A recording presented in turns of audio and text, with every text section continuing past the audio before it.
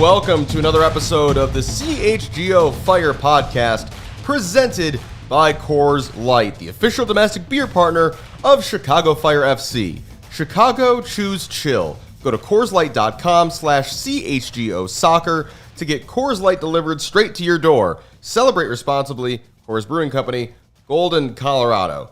Well, 2 more weeks have passed. 2 more weeks without a win. 3 more losses for the Fire. But hey, at least they scored a goal at home. That's something, kind of. No, it's not.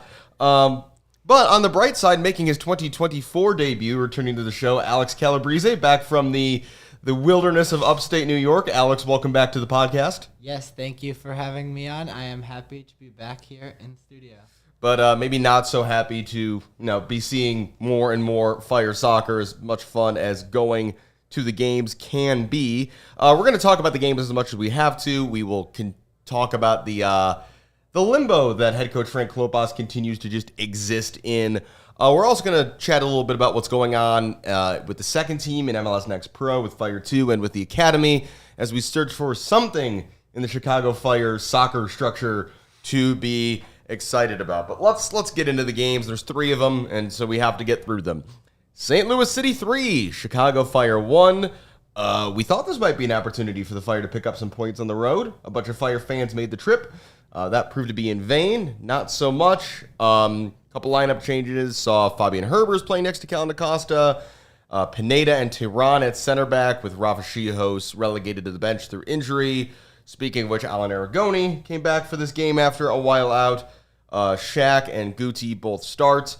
And from the start, this could absolutely not have gone much worse. It was 1-0 St. Louis after 2 minutes. It probably could have been 4 after about 7, and it's just the Fire continue to just look totally and completely lost oftentimes from the kickoff of games. Yeah, no, it was a difficult game. First time they've ever gone to St. Louis in history, so it was really cool to see a lot of Fire fans go down, and I thought they weathered the storm fairly well in the first half. They responded fairly well to going behind after 2 minutes. That could have been much, much worse. Mm-hmm. And I thought they reacted well after halftime, with Hugo Kuipers getting a goal, finally scoring for the first time since mid-March for him. Right. But after that, they just kind of collapsed. They got too comfortable with that one goal, and it ended not well for them. Yeah, I mean, there was one big chance for the Fire in the first half, which just kind of speaks to Brian Gutierrez has lost all of his confidence. When we talked at the beginning of the season, I know on this show, and I know a lot of Fire fans had similar conversations about what's kind of the range, what's the spectrum of seasons Guti could have. And the high end was, of course, he takes a big step. He's a lock for the Olympics. He's getting European chatter and knocking on the door of the senior men's national team. This is the complete low end of the options, which is he doesn't progress at all. His confidence goes totally down the toilet, and you get opportunities like this where he gets fed in well by Shaqiri here and either needs to take this first time or maybe a touch and fire it. He takes like 5 touches, gets crowded out, eventually gets a shot away, doesn't even hit the target. It's just, and his name will come up more in this episode, but the Fire being bad is nothing new, but I think it still really kind of hurts to see that whether it's the team dragging him down because it's dragging everybody down, or just something with him himself. The fact that we haven't seen any progress yet this year from Guti just really, really stinks. I mean, for Guti, he had a very good season last year, getting, I believe it was 10 assists in all competitions, which is really huge given his age. I think the question this year was, where is he going to get that confidence in front of goal in the final third, be a lot more lethal? And on the opening day of the season, he scores that golazo against Philadelphia on the road, and you're thinking, all right, this is it. He's going to turn a corner. He's going to be one of the best players in his position in the league. And the team hasn't been performing. His confidence has been gone, and that's hurt him both at the club level and at the international level, where now it's extremely unlikely, from what I've been hearing, that he's going to be going to the Olympics. He also just got leveled on that Kuiper's goal. He gets the assist on that goal, but pays a huge, huge price for it. Concussion subs exist for reasons. This is the reason for a concussion sub. You have a young player, a talented player. The season's already in trouble. Dude just took an NFL targeting hit to the head. I don't understand why he continued in this game. Sometimes you got to protect players from themselves. I know they all want to be out there, but that's the hardest hit I've seen anybody take on a soccer field in quite some time. So the Fire are back in it, and then St. Louis take the lead back in the 56th minute. Alan Aragoni was so good in the first run of the season for the Fire, maybe the best player on the team. This is his first start back from injury, and Pompeu just absolutely outmuscled him on this goal and throughout the night, really. I mean, he was just kind of forced back into the team because the guys who have had to start in his place really haven't been providing anything at all. I mean, Arnaud Souquet, they were expecting him to leave in the offseason. He didn't. He stayed, and credit to him for putting his head down and coming back into the team, but he really hasn't been that effective. Jonathan Dean exceeded all expectations last season when he actually won the starting job at right back, but then again, he's still not a starting caliber right back. And it's just gone. He, for whatever reason, that guy just has found himself way down the squad. And again, it's hard to understand when a guy was important for a bad team last year. The team remains bad. The position remains a problem position, and now suddenly he can't even get a look. It's very strange. Gutman shoots over in the 65th minute, field goal there. St. Louis get their third in the 67th. We talk a lot about what is Mauricio Pineda's best position and the pros and cons of him at center back versus defensive midfield. Here is the con of him at center back, because his marking on this is just inexcusably bad. Klaus gets wide open, 3-1. The Fire, I guess this is an interesting question. Everybody, and I think this is kind of a consensus opinion, the Fire's biggest need is creativity. They need somebody who's going to be playing those passes to Kuipers. Shaq isn't it. Guti hasn't been it when it's been his job to kind of be that guy. We haven't seen Chris Mueller be able to do that. Marin Haile Selassie kind of can, but his health's been an issue. I'm starting to think center back might actually be as big of a problem for the Fire as, more attacking positions. Now, I expect them to go out and sign a DP attacker of some sort this summer. Hopefully a winger who's got some creativity to them. That's kind of the obvious thing to go and do. But, man, we went into this season looking at, the Fire have a lot of center backs. Like, there are lots of them, and so hopefully they will, between these 5 or 6 guys, hopefully they can find 2 of them. And between injuries and poor performances, they've gone through all those options, and no one looks like they have locked down anything near a starting spot, and Frank Klopas is just picking from who's ever healthy and has been least bad recently on a game-to-game basis. Carlos Terán on his day, very talented. High ceiling. Incredibly. High ceiling, the floor is under the floor. You never know what you're getting from him. He's cleaned up some aspects of his game in the 4 years he's been in Chicago, but he still has those errors from time to time that were much more prevalent when he was younger, but they're still there from time to time. Tobias Sahlquist, I was really impressed with him. He's a guy they were looking at for 18 months. He's a guy they wanted for a really long time. Finally got him. Then he had the concussion against Red Bull, and now he's out for 4 to 6 weeks again. So maybe the injuries are becoming a bit of a problem for him. I don't know. And Rafa Chihos as well. His first season, one of the best center backs in MLS. I don't want to say he's plateaued, but he's kind of regressed a little bit in those times. He's getting older. It's not his fault that he's getting older. He's a bit slower. His reactions are a bit slower. His passing isn't as sharp. That's just natural at his age as a player. But the Fire probably are going to need to go out and get a top center back in the league, because Chihos was that 2 years ago when he first arrived at the team. He's not that anymore.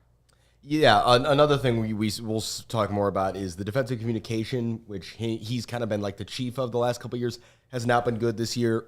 Excuse me.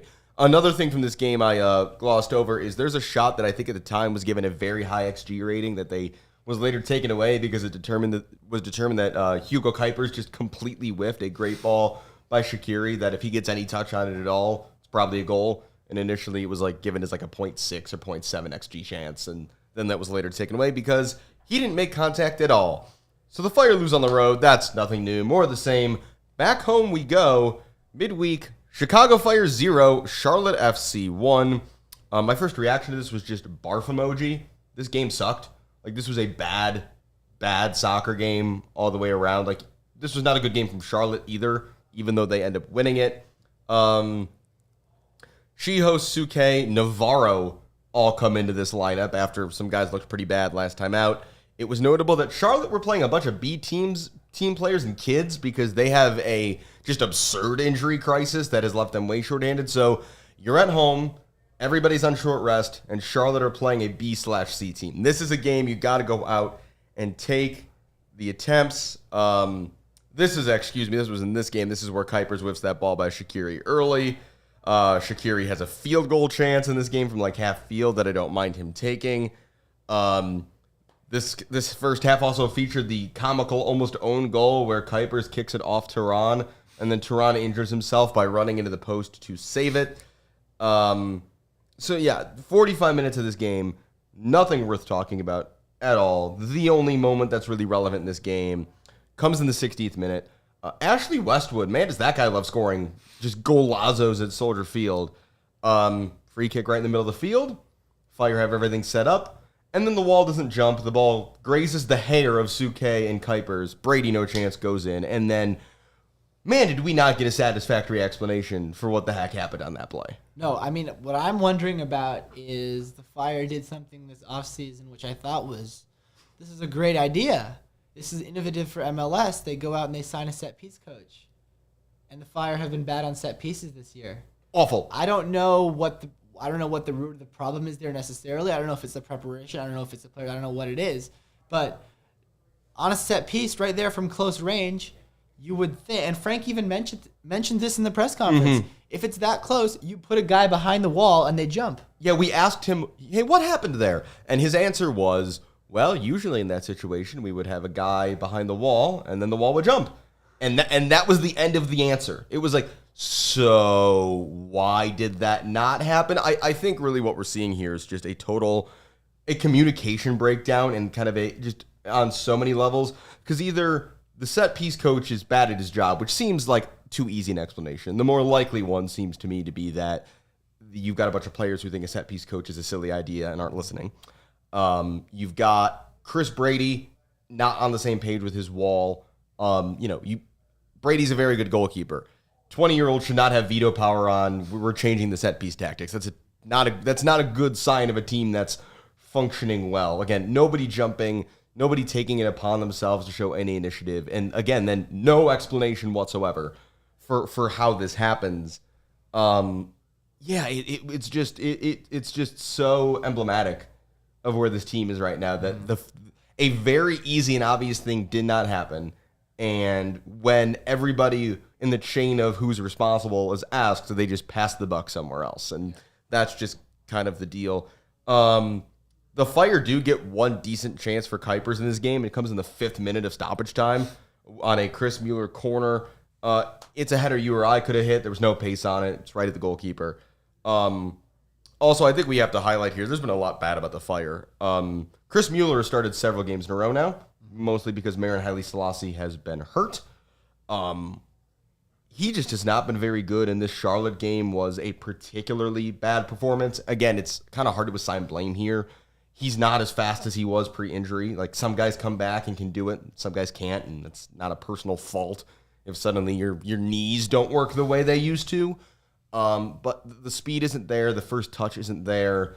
And I'm honestly surprised we haven't seen more Yurios Koutios minutes or Fabian Herber's wide or something, anything, because it just hasn't been it. I think we both expect, even though he has no fitness right now, that Marin Haile Selassie is going right back into the 11 this weekend because Mueller just has not been able to contribute. No. Haile Selassie in the last 12 months has been my favorite player to watch for the Fire because he has been trying things, he has been taking on defenders and succeeding, and he still has that pace. Reminds me a lot of Mueller pre-injury.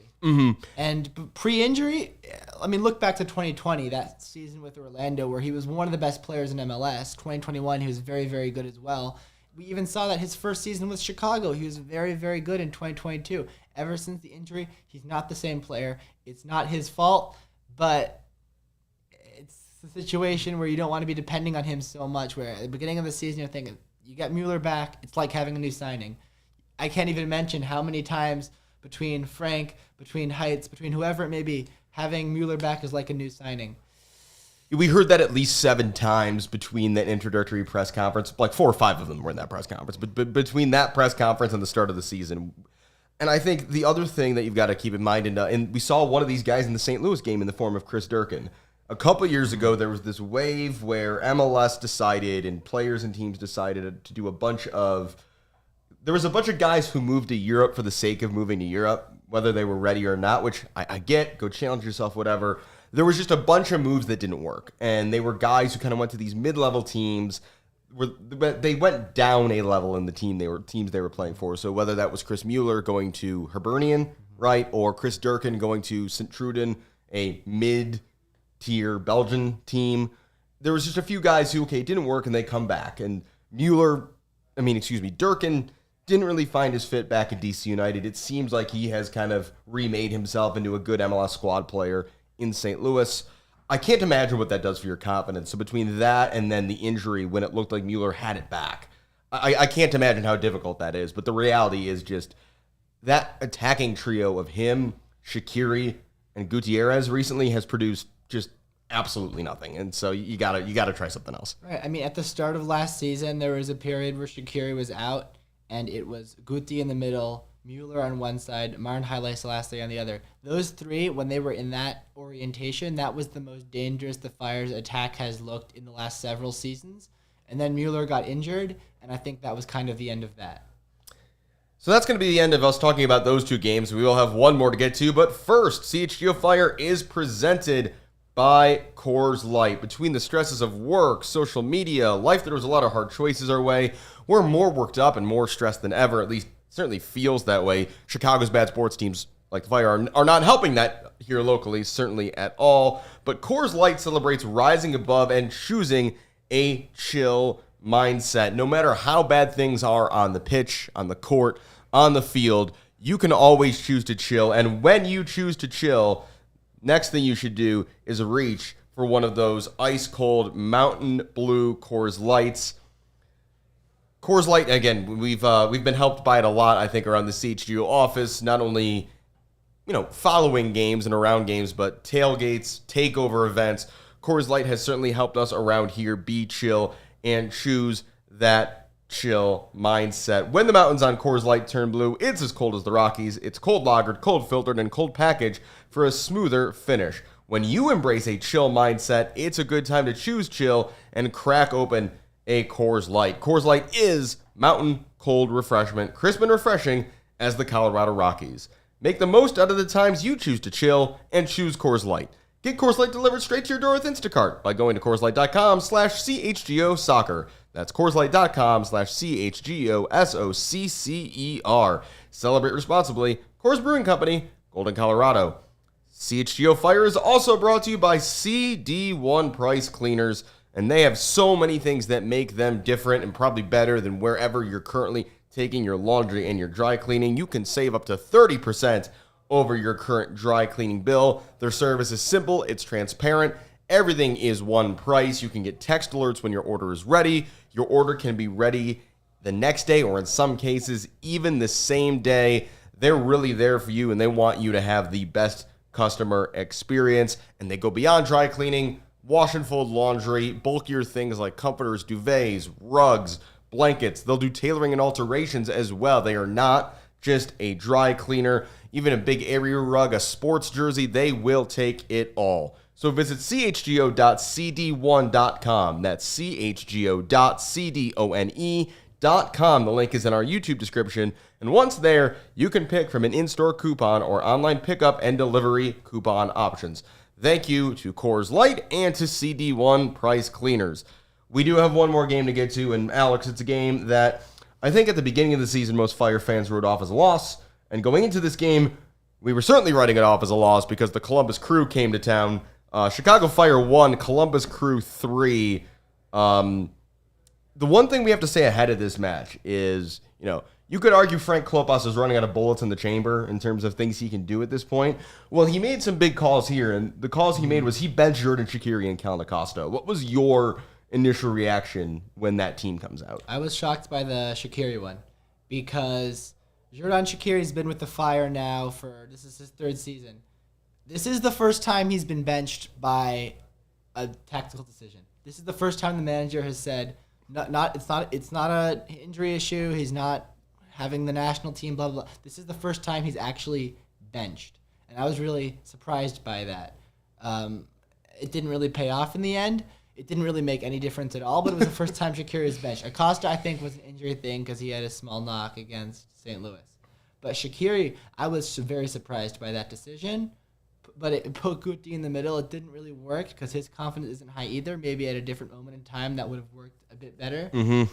But it was an interesting call. I was very shocked by it.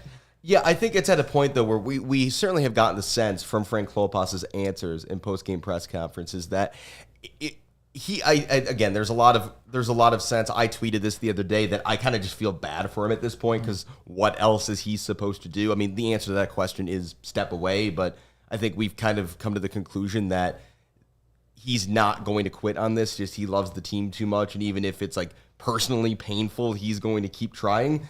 And he's kind of alluded to that he seems like the players could be giving more, which I think we'd agree that the players could be giving more. So I'm not surprised he tried to send a message, especially at this point. There is a debate how many more Fire games, especially how many Fire home games, Xherdan Shaqiri has left in him. There's a Swiss training camp coming up that he's not going to miss any MLS games for, but he will be out of training for 2 weeks. And then there's the Euros coming this summer, and I'm personally of the opinion that I would bet he does not play for the Fire after the Euros. That's my 2 cents, but I mean, we'll see. So yeah, it was interesting. To your point, did it make a huge impact? No. The Fire started this game, actually, I thought, pretty well, and then there was a running into each other problem in the St. Louis game between Gutman and Acosta. This is Gutman and Schihos. This is just a undangerous ball after Brady makes a nice save on a Rossi shot. This is a ball popping up right about 8 yards out from goal. This is one that Schihos should call everybody else off and head it back to Chris Brady calmly. No one's there. Easy. Move on. Or if you're not confident, just clear it anywhere. Instead, Gutman and Schihos run right into each other. The ball drops. They all watch it. Diego Rossi pounces, puts it in the back of the net. I don't even know what you say after you watch that. I just really feel for Chris Brady right now because he is doing everything in his power. None of this is his fault. When I talk to him after the game, it's like he's doing everything in his power to keep the ball out of the net, and then something like that happens where he makes an incredible save, and then the 2 defenders in front of him just crash into each other. Poor guy. Yeah, it's in the Brady's future is in a weird spot because he changed agents over the last offseason. There's usually a reason you do that. He did that after signing a contract extension. There's a reason the club wants to do that. But now we have this weird confluence of the Fire being this bad potentially moves up the timeline for how soon he might want to leave. But the Fire being this bad is also hurting his transfer value. So if you're the Fire and you want the Gaga Slonina deal, the 10 plus 5 in millions deal that you got from Chelsea for Gaga Slonina, I think Chris Brady is worth that. I think Chris Brady is, I think you would agree, and I think most people would agree, he's a better goalkeeper right now than Gaga Slonina was at the time the Fire sold him. You could even make the argument that Chris Brady is a better goalkeeper right now. That's a very hard data to make because Gaga just finished a season playing behind one of the worst defenses in Europe, just a hilariously bad KAS Open team that finished rock bottom of the Belgian league, and the only game they won in the relegation playoffs was the last one when they were already eliminated and already relegated.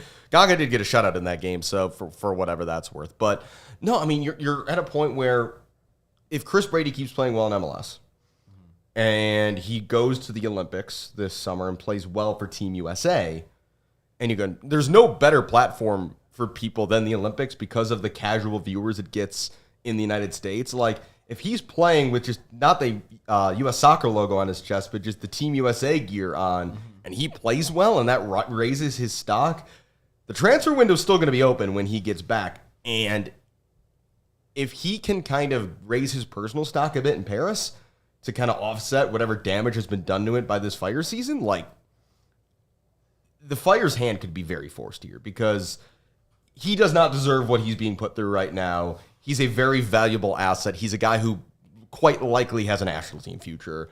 And at some point, reality just sets in. I mean, the Fire aren't going to like this, but his transfer value right now is $5 million. Like, he's not going to get you more than $5 million right now, most likely, in my opinion. Probably not. So the Fire need to really hope that he chooses to stay through the end of the season, because if he's gone in the summer, they're not going to get the money they're hoping. Not a chance. No, and you look right now, and I remember, there's a sliding doors moment here where before he like played for the Fire at all, when he was 16, Club Brugge came calling. And when Gaga was still with the Fire, so he didn't know what his pathway was going to be. Right. So when Gaga was having his season as Fire 18-year-old teenage, we don't care if you're bad, we know you have potential, so we're going to throw you out there because the team stinks anyway. During that period, Club Brugge wanted Chris Brady, and everybody said no, and at the time it kind of made sense why everybody said no, but it would be a little sad but also ironic if Chris Brady 4 years later leaves the club after proving to be very good for not much more money than what Club Brugge was offering at the time for him, which was seen as a pittance. That would be quite a full circle of, man, this has not gone how everybody was hoping it was going to go. Anyway, enough of Brady for the moment. Rest of this Columbus game, it's 1-0 at this point. Kuipers, you can even see the confidence drain. He's kind of been the last guy it's hit, but it's even hitting him now, where it's like he gets teed up by Fabian Herbers in the 54th minute of this game for just a prime. It's a little on the half volley, but it's on the penalty spot. I mean, we've seen him score this already this season. Again, I think it's Vancouver. New England, yeah. Identical goal. And he just hits this right at Schulte. Schulte's dead to rights here. The ball just hits him in the stomach, and so he makes the save. Patrick Schulte, the other goalkeeper, who will likely be in Paris alongside Mr. Brady for the U.S. this summer. And then we have an entrant. Man, this is a hard class to get into. We have an entrant for Worst Fire Miss of the Season, making his second entrance onto that nomination podium of the year. Tom Barlow. Oh, my God. This is either an easy chip in or you tap it square because Yurios Koutsias is standing 2 feet from the goal with absolutely nobody around him. And instead, he doesn't even hit the target. And just, my God. I mean, they did not spend a lot of money on Tom Barlow. $250K in GAM in modern MLS is not very much. This has still been just an absolutely hilariously bad trade. No, it's just not good for his confidence that every time he goes on the field, it's in a situation where it's going to be difficult for him. He's had a couple of chances, and he hasn't buried them, and that's only going to make things worse. Opening day against Philadelphia, he had that chance. He was one-on-one with the goalkeeper, and he hit it straight at him. I don't know how different things are if that goes in.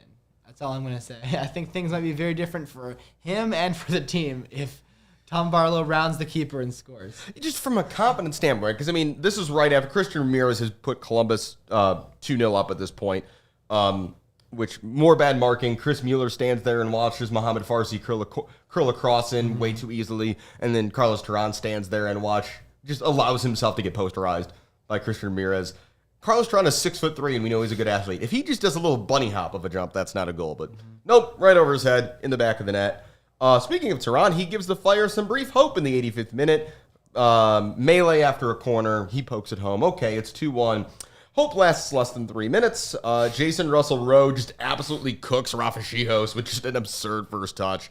And then he roofs it into the near top corner. Again, Brady, no chance whatsoever. 3-1, ball game. And with that loss, and we've got a graphic to illustrate how bad this is officially the worst start to a season in the history of the Chicago Fire. 2 points through 14 games. 2 wins through 14 games for 10 points. That passes the illustrious 2022 season, in which the Fire had 11 points and just 2 wins through 14 games. So if you have been a Fire fan at any point in the last, I guess the post-2017 era, and at any point have said to yourself, well, it can't possibly get worse now, can it? Yes, it can, because we have officially, now truly, hit rock bottom. And what just doesn't make any sense about this to me, I'm going to completely set the coaching aside and look at the players. This squad is not clearly a worse group of people. You had last year's team, which was 1 point out of the playoffs, and you upgraded significantly at right back, you upgraded significantly at striker, you upgraded significantly in central midfield by adding one of the best center mids in the league. Left back, upgrade. You upgraded slightly at left back. Yeah, moderate upgrade. Andrew Gutman seems less likely to cleat a guy for no reason in the decisive game Better of the going season. forward, less mistake prone at the back. So you We'll take upgraded it. there. So you upgraded significantly in 4 positions in your starting lineup, and somehow the team got worse. Again, sports teams are cursed is like a thing I don't like to talk about. Like, I mean, maybe there are some New York Knicks fans out there who would have some thoughts about that as you watch every single one of your players get hurt in a decisive game 7, culminating with, again, like Jalen Brunson breaking his left hand is the most like, just cursed Ouija board like moment ever. Like, what else could possibly go wrong? No, because I mean, yeah, it doesn't make sense how bad this team is. It hasn't made sense in years. Speaking of which, it's not too early to take a look at the race for the Wooden Spoon, the title the Fire have been around for a few years. They were saved. If you go back to that 2022 season, you want to ask, where did the Fire finish that year? The answer is they finished second bottom of MLS because FC Cincinnati was still in their era of trying to play FIFA in real life. Fourth to last, actually. Really? Who else was that bad? Because the Fire haven't been in the bottom 3 teams of MLS since 2016. Yeah, there's always just been some just basket cases, again, since he won it like 3 years in a row. Since he went from being the worst team in MLS to a top 3 team in MLS overnight, simply because they told their owner to stop trying to play FIFA in real life. Just amazing what happens when you put competent soccer people in charge of the operation.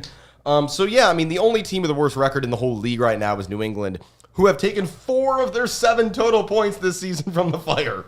Including 3 at Soldier Field. And have 2 games in hand. So if you think that the Revs are going to stay down there, I have some bad news. Also, the fact that they haven't fired Caleb Porter yet, I don't understand. They're about to have a mutiny, which the difference between New England and the Fire is that New England, I mean, I don't know how true these reports are, I don't know how credible they are, but there have been rumblings of some unrest in that camp inside the Revolution team. For like a year now. Like, this goes back to the Bruce Arena thing last season. It's been a total mess the entire time. The Fire do not have this issue. If you go to a Fire training, it is still pleasant vibes. Everybody seems, for the most part, pleasant. Players having a good time, joking around. So I'm glad they're at least not like New England, because it's a better situation than that. At least you're not infighting. Right? Might not be listening to the coaches, but they at least like each other. They like each other. It's a good group. There's potential in this group. But just for some reason, none of that positivity has translated onto the field. None of it. We're going to, in the final 10 minutes of this show, we're going to go searching for some positivity with the children, people closer to Alex's age, largely, they are all younger than you, but still, they're a lot closer to your age than mine. But first, a couple words from other very fine folks who make this podcast possible.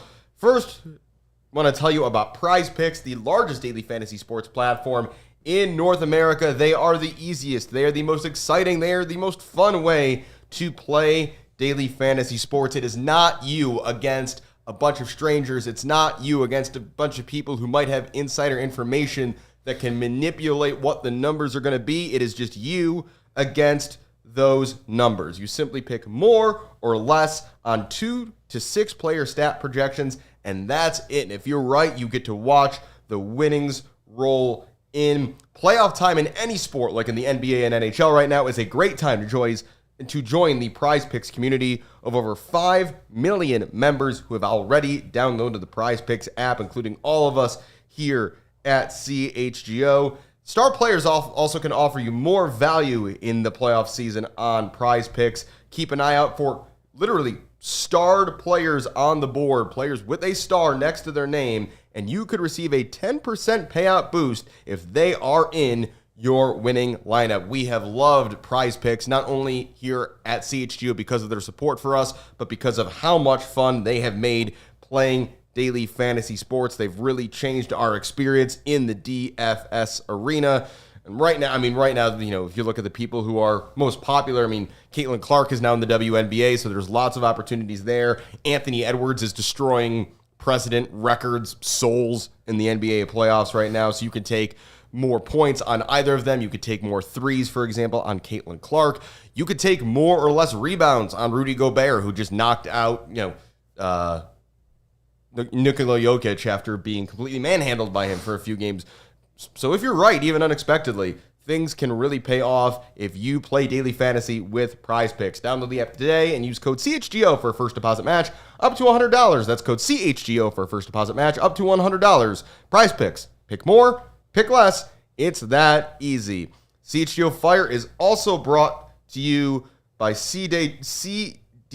That's our friends Ray, Chevy, Dodge, Jeep, Ram in Fox Lake. This May, our number one draft pick for all things Chrysler, Dodges, Jeeps, and Rams has got to be Ray CDJR in Fox Lake. And right now, it's the season, which means not only is May the time to find your next vehicle, you can score huge savings too. For limited time, lease a new 2024 Ram 1500 Bighorn Crew Cab for only $419 a month, or shop over 125 vehicles priced under $20,000. Let the amazing team at Ray CDJR help you land the perfect vehicle at the perfect price, because with Ray's Price Promise, the numbers you're hearing now are the same prices you can shop both in-store and online. That's because Ray's Price Promise means no price changing, no add-ons, and no hidden fees. Since they prioritize affordability for their customers, hurry into Ray CDJR today and shop one of Chicago's largest automotive inventories.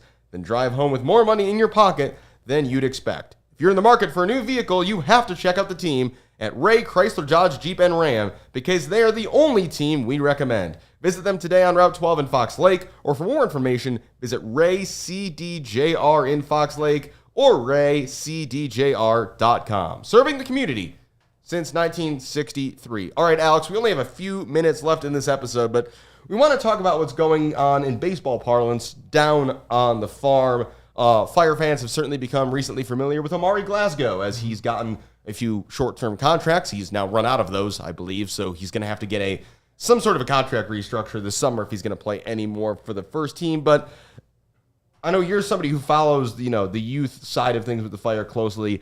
Of the guys on that CF2 team, anybody really, really standing out for you? I mean, the guy who jumps off the page first is Harold Osorio with 6 goals, but beyond like the top line numbers, who should Fire fans really be getting excited about to maybe be the next Omari Glasgow we see getting some Fire minutes? I mean, look, with Harold Osorio, I think he's definitely going to be the next one. If sometime in the next couple of weeks a second team player comes up to the first team, it would probably be him.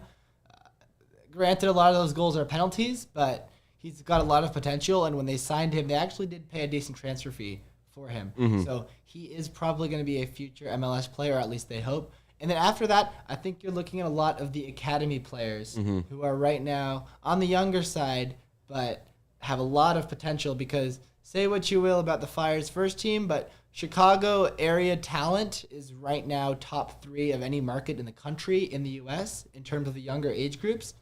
Whether that's with the Fire, whether that's people who have left, whether that's people who are from Chicago, play for other teams.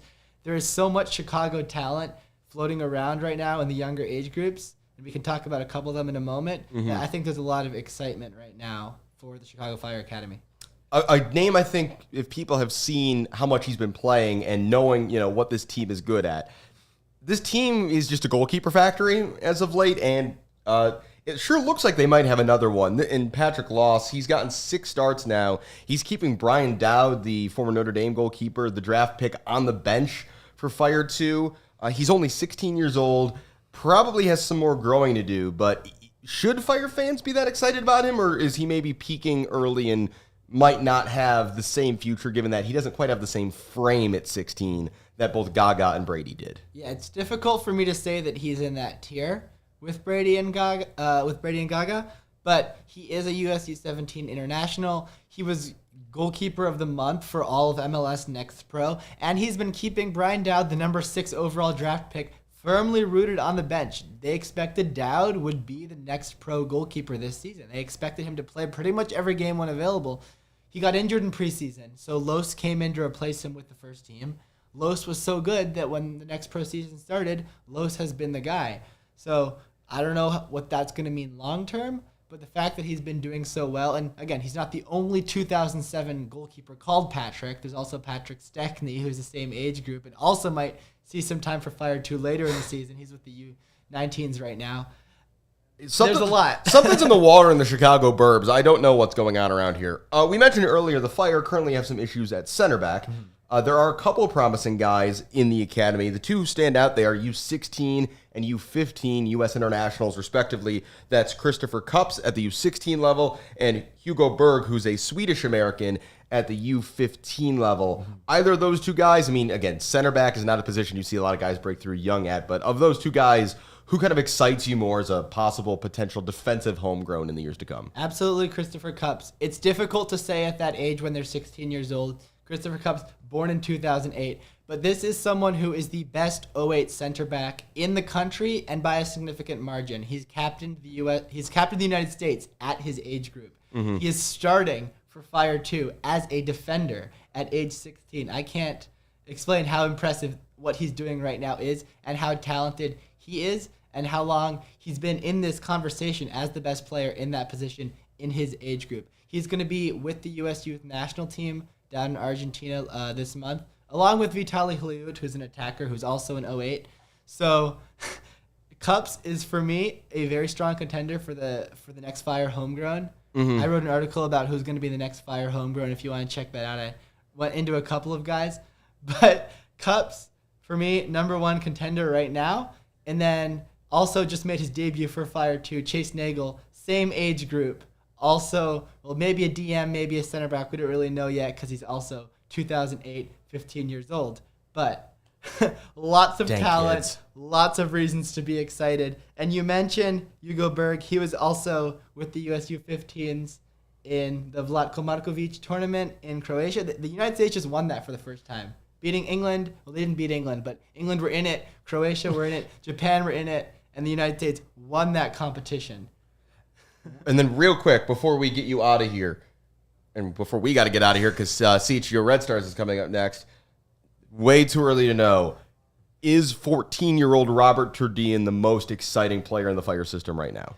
Yes, and the reason I'm going to say that is because normally when you have a 14-year-old player, you say it's too early to tell. You really don't know. Occasionally, somebody comes along who is so good and so technically gifted that you can confidently say they are a good prospect. See Kevin Sullivan in Philadelphia. There's no other Kevin Sullivan right now. He's one of one. He's one of one. But if you want a next guy in that age bracket, Robert Turdien is 4 months younger than him, 3 months younger than him, something like that. And similar player, technical, hardworking number 10.